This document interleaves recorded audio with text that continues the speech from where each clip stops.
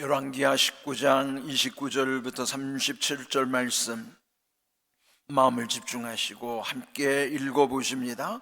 또 내게 보일 징조가 이러하니 너희가 금년에는 스스로 자라난 것을 먹고 내년에는 그것에서 난 것을 먹되 제3년에는 심고 거두며 포도원을 심고 그 열매를 먹으리라. 유다 족속 중에서 피하고 남은 자는 다시 아래로 뿌리를 내리고 위로 열매를 맺을지라.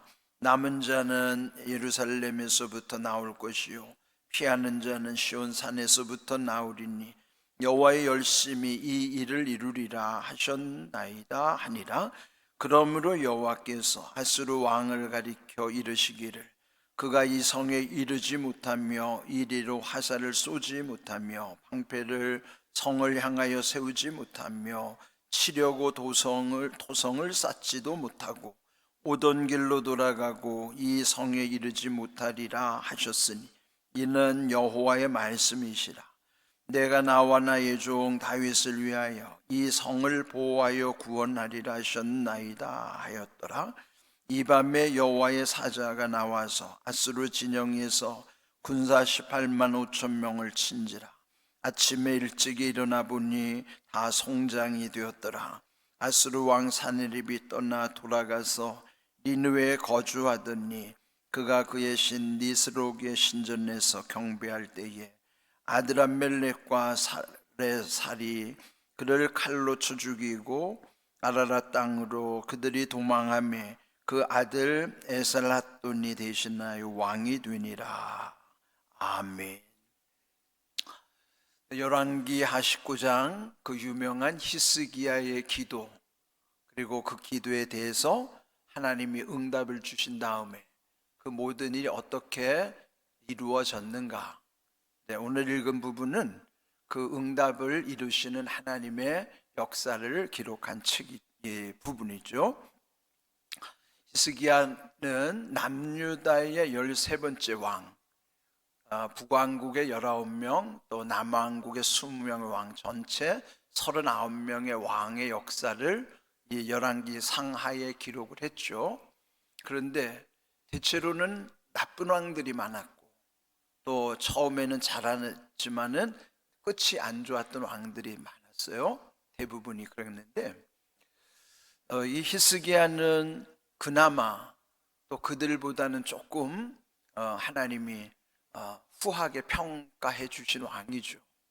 그런 이유는 그가 하나님이 기뻐하시는 우상들을 척결하는 일에 열심이었던 왕이었어요. 그는 그 당시에 전국적으로 만연했던 산당들, 그 산당들을 제거할 뿐만 아니라 주상, 목상, 우상들, 또 심지어는 옛적 모세 시대에 모세가 광야를 지날 때에 또 그때 만들었던 놋뱀도 우상화됐기 때문에 그것도 다 제거했다는 것이죠.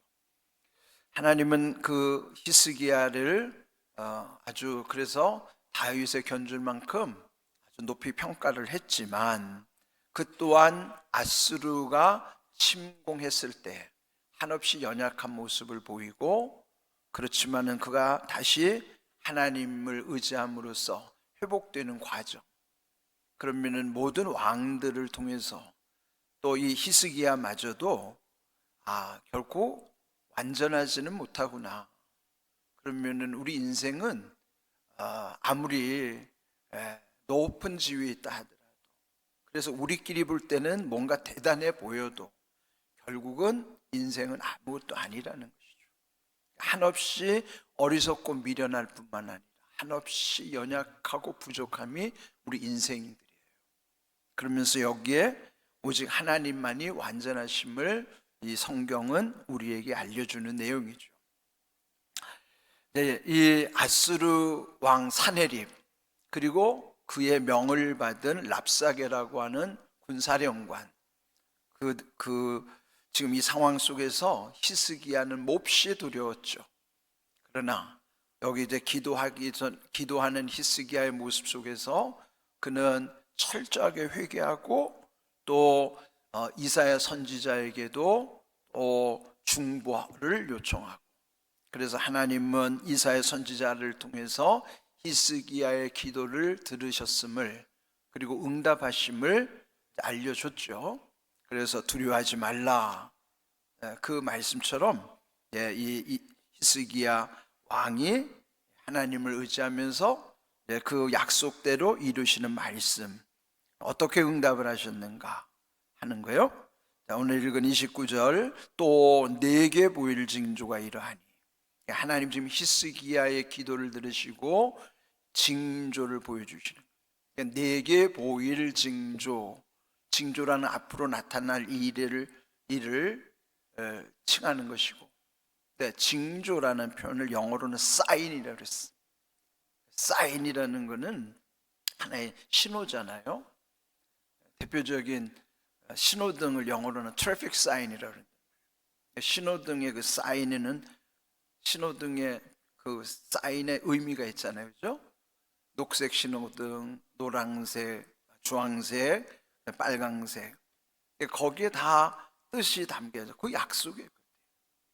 징조라고 하는 것은 하나님의 사인이에요. 앞으로 이런 일이 일어날 것이라고 하는 하나의 표식이 있는 거예요. 신호등을 보여주는 것처럼. 그런데 여기에 내게 보일 징조라는 것을 오늘 왜 제목으로 삼았는가 하면, 여기는 히스기야에게 보일 징조이지만은 이 말씀을 그대로 내게 적용을 해야 돼요.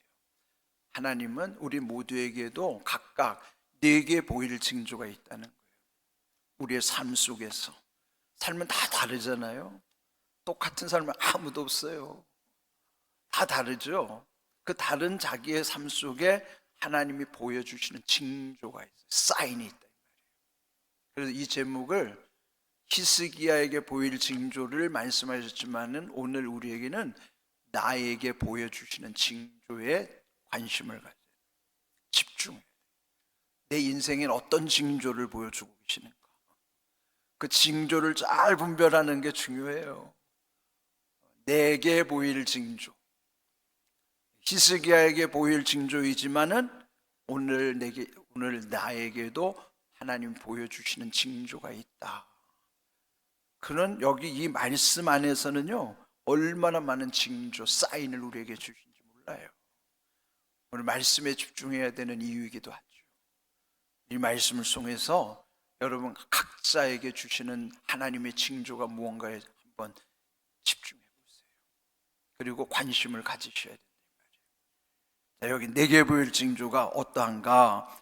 금년에는 스스로 자라난 것을 먹고 내년에는 그것에서 난 것을 먹되 제3년에는 심고 거두며 포도원을 심고 그 열매를 먹으리라.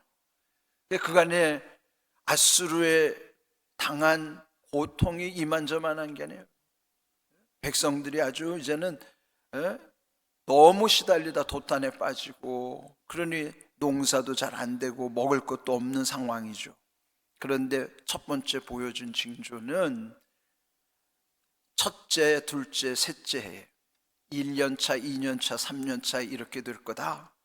그러면서 첫 번째, 금년에는 스스로 자라는 것을 먹고, 이게 뭐예요? 그들이 수고해봤자 소용이 없으니까 하나님이 어떤 그 자연 속에서 스스로 자라는 것을 먹게 하시겠다는 거예요. 마치 광야를 지날 때 만나를 내려주신 것 같이 그 땅에서 스스로 자라난 것을 먹을 것이고, 그 다음 두 번째 해에도 또 거기에서 난 것을 먹지만은 3년 차에는 심고 거두며 포도원을 심고 그 열매를 먹으리라. 그건 뭐예요? 수고한 것에 대한 결실. 그는 옛적처럼 회복을 말씀해 주시는 거예요. 성경에는 이 상징이 참 중요하죠.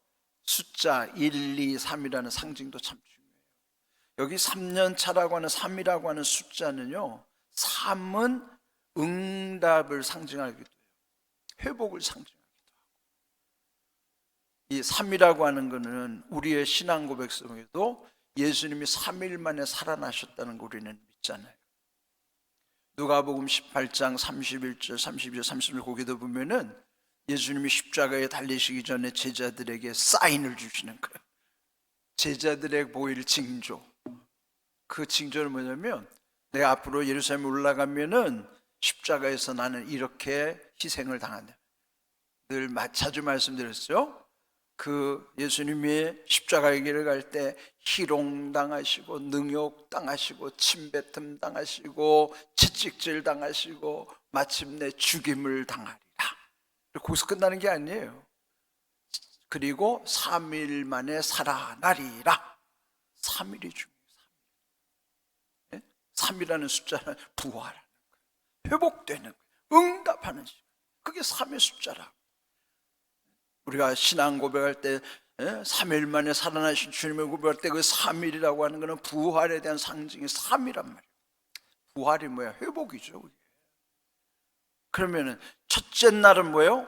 그건 당하는 날이죠. 예수님이 십자가에 걸어가는 첫째 날은 그게 당하는 날이에요. 어떻게 당하십니까? 희롱 당하시고 능욕 당하시고 침뱉음 당하시고 채찍질 당하시고 죽임을 당하시는 게 첫째 날이에요. 그게. 그러면 3일 내에는 뭐예요? 살아나는 거죠. 중요한 거는 그 4일을 이어주는 2일째가 중요한 거예요. 2일째가 뭐예요? 예수님 무덤 속에 계시는 일이기도 하지만은 우리가 3이라고 하는 약속을 이루기까지 거기에 우리가 감당해야 될 제2틀의 날이 우리의 삶의 태도가 중요하다. 그게 뭐예요? 시편 37편 7절 말씀처럼 여호와 앞에 잠잠하고 참고 기다리라. 불평하지 말라. 거의 이 제2일에 우리의 모습이 그러해야만 제3일에 부활하리라, 살아나리라, 회복되리라, 응답하리라. 그게 이루어지는 거예요. 첫째 날만 생각하면 절망이죠. 그래서 둘째 날을 기대하기가 힘들어요. 그런데 중요한 것은 그 말씀 속에 여호와 앞에 있으므로 잠잠하고 참고 기다리고 불평하지 않으면 3일에 살아나게 하시는 소망을 붙잡게 하시는 3이라는 숫자는 그래서 중요한 숫자예요. 여러분, 여기에 이 지금 제3년 차에 있었던 그 회복의 의미, 또 부활이라고 하는 사흘 만에 살아나리라고 하는 예수님의 3이라는 숫자의 상징, 이게 중요합니다. 그럴 때 그 4일을 이어주는 이틀째 우리의 삶의 태도가 바로 시편 37편 7절의 말씀이에요. 잘 새기셔야 돼요. 그거를 못하기 때문에 회복을 이루지 못하는, 응답을 놓치는 경우가 많다는 거죠. 이게 아주 중요한 교훈이에요. 그 다음에 또 징조가 있어요. 31절 남은 자는 남겨진 자이기도 하지만 그 약속을 붙잡고 살아나는 그 남은 자는 예루살렘에서부터 나올 것이고 피하는 자, 남은 자나 피하는 자나 똑같은 표현인데 예루살렘에서부터 시온산 산에서부터, 예루살렘을 둘러싼 산이 시온산이에요. 똑같은 표현이죠. 그 중심에 성전이 있기 때문이에요. 그럼 거기에 남은 자들에게 어떤 말씀을 하시냐면 그들을 통해서 하나님의 뜻이 이루게 하시는 거예요. 남은 자를 통해서 남겨놓으신 자. 그는 아합 시대에도요, 엘리야가 절망에 처하고 자기 혼자인 줄 알았는데 하나님이 엘리야에게 말씀하신, 아직 바알에게 무릎 꿇지 않은 7,000명을 내가 남겨두었다. 안 보여요. 안 보이는데 하나님은 남겨두신 7,000에 바알에게 무릎 꿇지 않은 자. 그 남은 자예요. 남은 자가 결국은 하나님의 나라를 계승해 가는 거예요. 우리에게 중요한 것은 남는 자가 중요해요. 지금 신앙을 저버리고 떠나가는 사람이 많은 시대에 우리는 끝까지 남아있는 사람, 남겨진 자, 이게 영어로 렘넌트라고 그러는데 이 렘넌트들이 결국은 하나님의 나라를 이룰 거예요. 완성해가고 계승해가는 거예요. 하나님은 남은 자들을 통해서 역사하시는 거예요. 여기 남겨진 자들. 그러면서 여호와의 열심히 이 일을 이루리라 하래. 여호와의 열심을 이루는, 우리 생각에는 우리가 열심히 하니까 뭔가 되는 것 같고 우리가 열심히 해야 뭔가를 이룰 것 같죠. 성경은 하나님의 열심을 강조합니다. 사람의 열심이 뜻을 이루는 게 아니라 하나님의 열심이 모든 것을 이루어 가신다는 것을 알려주시는 거예요. 오늘 이 귀한 말씀 속에서 우리 하나님의 뜻을 잘 헤아리면서 또한 32절 어떤 징조가 있나요? 그들을 괴롭혔던 아수르 왕 사네립을 가리켜서 주시는 징조. 그 사네립은, 이 아수르 왕은 이 성에 이르지 못하며, 하나님이 지키시는 이 예루살렘 성을 거기 이르지도 못하며 화살을 쏘지도 못하며 방패를 세우지도 못하며 토성을 쌓지도 못하고 오던 길로 돌아가고 이 성에 이르지 못하리라. 5번이나 못하고를 말씀하시죠. 예? 여기에 5번이나 이 성에 이르지도 못하며 쏘지도 못하며 세우지도 못하며 쌓지도 못하며 이르지도 못하리라. 이 또한 여호와의 말씀이라. 그러니까 지금 이 히스기야에게 보여주시는 사인에게 미리 말씀해 주죠. 보일 징조, 4개 보일 징조, 오늘 우리에게도 보여주시는 징조를 우리 말씀 속에서 깨달아내야 되는 것이죠. 또한 34절, 내가 나의 종 다윗을 위하여 이 성을 보호하고 구원하리라. 물론 히스기야가 하나님께 회개하고 기도하는 것도 중요하지만 본질적으로도 중요한 것은 이미 너희의 조상 다윗과 나는 언약을 맺었다. 하나님 약속이 훨씬 더 중요한 거예요. 그러니까 여러분, 약속을 붙잡는 게, 말씀 속에 있는 언약, 이 약속을 붙잡는 게 우리가 얼마나 중요한 건지 몰라요. 다윗과는 약속을 했기 때문에 다윗을 위하여 보호하고 구원할 것을 보여주시는, 징조로 보여주시는 거예요. 그리고 결국 35절, 18만 5천 명이 그 밤에 다 몰살을 당해서 송장이 되었다. 여러분, 18만 5천이면 엄청난 대군이죠. 그런데 그들이 어떻게 죽었는지는 설명이 없어도 결론만 말씀하시죠. 결과로 하나님이 하셨다. 하나님이 열심으로, 여호와의 열심이 이루어진 것처럼 하나님이 결국은 그 전쟁을 승리하게 하셨다 하는 것입니다.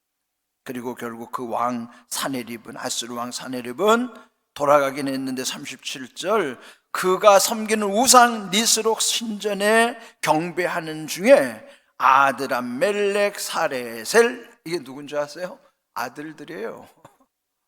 이 두 아들들에게 우상 숭배하는 신전에서, 우리로 말하면 예배하는 중에, 우상에게 예배하는 중에 두 아들들이 와가지고 아버지를 죽인 거예요. 얼마나 비참해요. 아들들에게 암살을 당한, 그것도 자기가 믿고 의지하는 신에게 지금 제사를 지내고 있는데 거기 현장에서 죽은 거예요.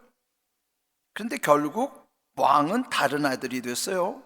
에살 핫돈이라는 아들이 대신 왕이 됐더라. 그럼 뭡니까? 하나님이 보여주신 징조대로, 약속하신 대로 그대로 이루어졌다는 거죠.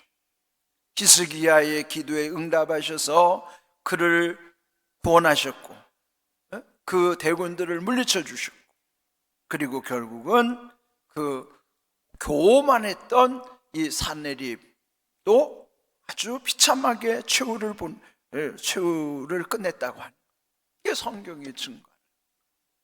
여기에서 오늘 우리에게 주시는 징조, 4개 보일 징조, 히스기야에게만이 아니라 이 말씀을 읽는 나에게도 보여주시는 4개 보일 징조, 어디 있어요? 말씀 안에 있어요. 말씀이 깨달아지면은 4개 보일 징조가 말씀 속에서 깨달아지는 거예요. 그러면 오늘 여기 중요한 거는 히스기야가 한 것이 아니라 하나님이 하신 거, 하나님의 열심이 이것을 이루셨다 한 것처럼, 또 우리 데살로니가전서 5장 24절 말씀 함께 읽어보겠습니다. 너희를 부르시는 이는 미쁘시니 그가 또한 이루시리라. 그래. 우리를 불러주시는 주님이 미쁘시다라는 것은 약속을 반드시 지킨다는 의미죠. 진실하신 주님이 우리를 부르신데 주님이 또한 이루신다는 거예요. 우리가 하는 게 아니에요. 우리를 부르신 그분이 하시는 거예요. 착각하면 안 되죠. 자기가 마치 하는 것처럼. 예? 근데 어린 아이일 때 아이가 감당하지 못하는 것을 아빠가 그 아이의 손을 잡고 한 아이가 하게 하면서 마치 아이가 한 것처럼, 근데 진짜 힘은 아빠가 뒤에서 힘을 쓰고 있는데 그 아이가 그 아빠의 힘이라는 걸 모르잖아요. 마치 자기 힘으로 한 것처럼. 그러니까 믿음 없는 사람은 자기가 한 줄로 알아요. 그러나 하나님이 내 손을 붙잡고 계시니까 하는 거지. 하게 하시니까 하는 것이고 되게 하시니까 된 거지. 뭘 자기가 합니까? 뭐가 잘나서? 착각하면 안 돼요. 그게 교만입니다.